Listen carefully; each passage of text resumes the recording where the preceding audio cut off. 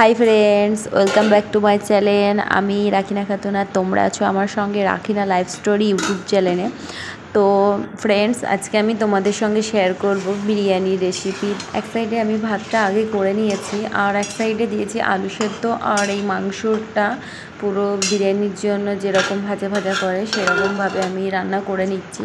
তো এই যে গ্যাসের সেদ্ধ আলু চাপিয়ে দিয়েছি, দেখো ওটি আমার হতে থাকুক আর আমি এইদিকে মাংসটাও ফ্রাই করে নিই। তো অনেক দিন ধরেই ভাবছিলাম যে বিরিয়ানি বানাবো, তো বর হঠাৎ করে মাংস নিয়ে চলে এসেছে, চিকেন।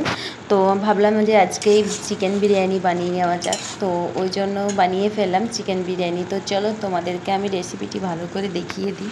এই দেখো পুরো আমার মাংস ভাজা বা ফ্রাই করা হয়ে গেছে, দেখতেই পাচ্ছ তোমরা। তো আমি চিকেনটাকে পুরো ফ্রাই করে নিয়েছি, আমার চিকেন প্রায় হয়ে এসেছে। এবার আমি আলুটিকে ভালো করে সেদ্ধ করে নিয়েছি, এবার আমি তেলে ভালো করে ছেঁকে নেব। তো আলু সেদ্ধ আমার হয়ে গেছে, এই দেখো। এবার আমি একটি কড়াই বসিয়ে দেবো, তারপরে আলুটিকে ছেঁকে নেবো ভালো করে।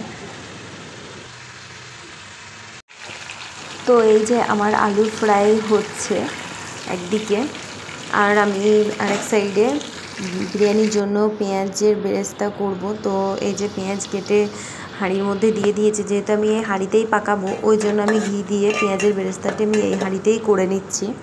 তো এই বেরেস্তার সঙ্গে ঘিয়ের বেরেস্তার সঙ্গে আমি কাজু আর কিশমিশটিকে একটু ফ্রাই করে নেব।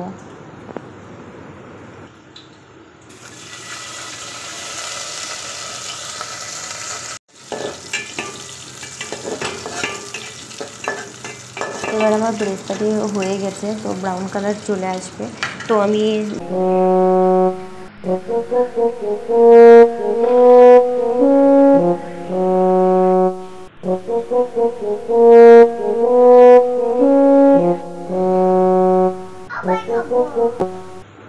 তো এই যে আমার বিরিয়ানি পাকানো হয়ে গেছে এক রাউন্ড। এরপরে আমি আবার ভাত দিয়ে আবার এরকমভাবে সাজিয়ে নেব। তো তারপরে ভাত দিয়ে পুরো ঢাকা দিয়ে দেব। এই যে, তো আমি দুটো ডিম সেদ্ধ করে নিয়েছিলাম, তো ডিম দুটি এই যে দিয়ে দিয়েছি পাকানোর আগে। তো এবার আমি ভাত ঢাকা দিয়ে দেবো পুরো ভাত দিয়ে, তারপরে একটু ময়দা মাখিয়ে ঢাকনা লাগিয়ে দেবো।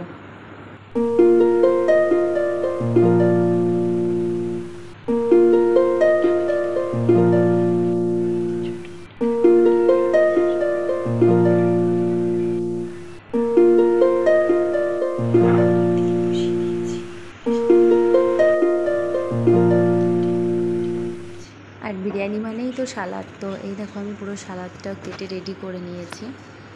তো এবার শুধু হাজব্যান্ডের আসার অপেক্ষায়।